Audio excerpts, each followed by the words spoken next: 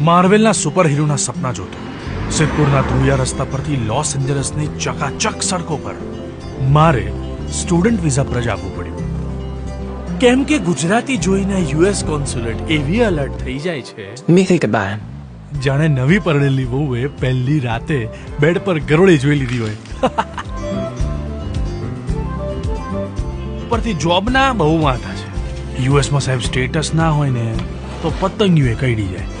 એટલે frozen food અને fresh એરના combo વચ્ચે આધાર કાર્ડનું ગ્રીન કાર્ડ કરાવવા બધા કામો કરું છું.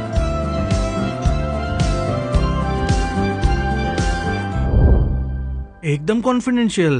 અરે એવી જગ્યાએ મોકલીશું ને કે તમને ખબર નહીં પડે.